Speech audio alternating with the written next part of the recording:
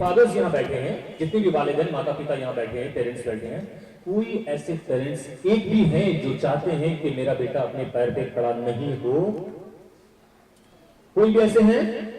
Rarest of the rare. शायद नहीं, बिल्कुल नहीं, शायद क्या बिल्कुल नहीं। कोई भी ऐसे माँ बाप नहीं है जो चाहते हो कि मेरा बेटा अपने पैर पे खड़ा नहीं हो। कोई भी ऐसा नहीं, एक भी नहीं। एक भी एग्जाम्पल कोई दिखा दे? बिल्कुल नहीं। सब लोग चाहते हैं, लेकिन गड़बड़ी कहां है, बेटा फेल क्यों कर रहा है, ये पकड़ नहीं पाते। और जब गड़बड़ी होती है तो ब्लेम दूसरे पे उठाकर डाल देते हैं। बेटा पापा पे डालते हैं, पापा बेटे पे डाल देते हैं। कम वक्त पढ़ा नहीं होगा, मेहनत नहीं किया होगा, कहता था दोस्त यहाँ जा रहे हैं, लॉज में बैठ के पढ़ेंगे, पढ़ा नहीं होगा, वहां बैठ के वीडियो देख रहा होगा, वहां बैठ के फेसबुक व्हाट्सएप कर रहा होगा। ये सब भी आजकल नया नया टर्म किया। पहले हम लोग के जमाने में चलता था, जब स्कूल में पढ़ते थे, कॉमिक्स। ठीक है, अभी फेसबुक व्हाट्सएप का दौर है, तो अभी गार्जियन को पता है कि ये लड़का क्या करेगा बाद में, फेसबुक व्हाट्सएप यूट्यूब, है ना, ये सब चीज चलेगा। तो ये होता है। और लड़के क्या करते हैं कि ब्लेम डाल देते हैं किसके ऊपर? पेरेंट्स के ऊपर, टीचर्स के ऊपर, इन्वायरमेंट के ऊपर, अपने फ्रेंड्स के ऊपर, कि वो मुझे बहका के ले गया था, वो ऐसा हो गया था, वो ऐसा हो गया था। तो बहुत सारे ब्लेम्स, बहुत सारे ब्लेम्स। लेकिन एक्चुअली होता क्या है कि गड़बड़ी कहां हुई है ये पता ही नहीं। अब इस गड़बड़ी के चक्कर में मैं एक बात आपको सुना दूं कि एक बार ऐसा हुआ कि एक साहब थे, बड़ी उम्र के, approximately I think 60 to 70 age के होंगे, बड़े साहब। उनको कुछ दिनों से लगा कि उनकी बीवी कम सुन रही है, उनकी बीवी कम सुन रही है। देखिए, मैंने सुन लिया तेरे को।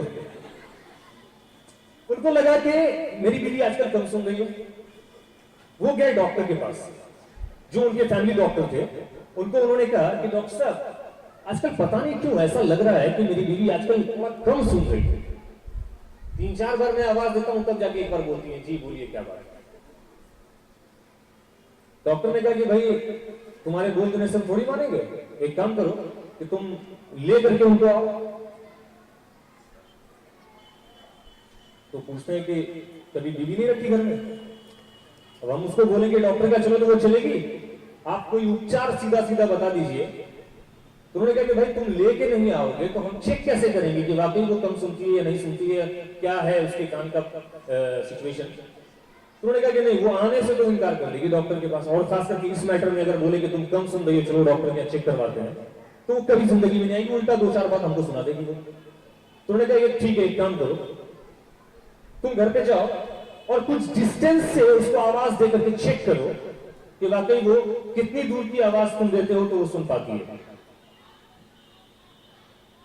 उन्होंने कहा कि कभी पहले 40 फीट की दूरी से बोलना, फिर 30 फीट की, फिर 20 फीट की, फिर 10 फीट की। जब भी नहीं सुने तो फिर जाके करीब से पूछना, देखना एक करीब में भी डिपार्टमेंट सही है या गड़बड़ है।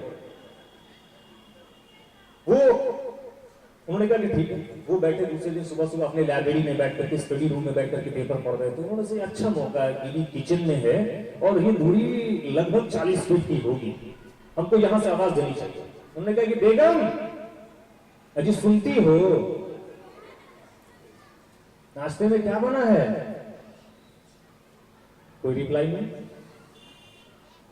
उन्होंने कहा कि अच्छा 40 से थोड़ा सा और आगे बढ़ के चेक करते हैं। 10 फीट और आगे बढ़े तो 30 फीट की दूरी से उन्होंने फिर वही उसी सवाल को दोहराया, बेगम सुनती हो, नाश्ते में क्या बना है? नो रिप्लाई, कोई जवाब नहीं। फिर थोड़ा और करीब गए, मतलब लगभग 10 फीट के करीब, फिर वहीं से आवाज उसी नॉर्मल वॉइस में, नॉर्मल पिच पे उन्होंने कहा, बेगम सुनती हो, क्या बना है नाश्ते में, वगैरह वगैरह। कोई रिप्लाई नहीं।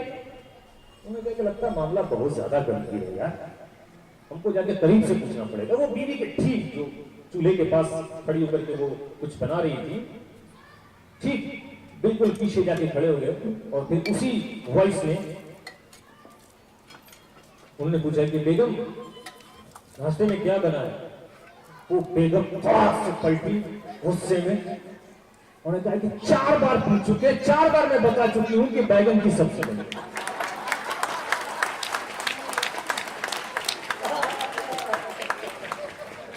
एक्चुअली ये ये कहानी सुनाने का मेरा मकसद ये था कि actually we don't know where is the fault actually fault कहां है मुझे ये पता नहीं चलता।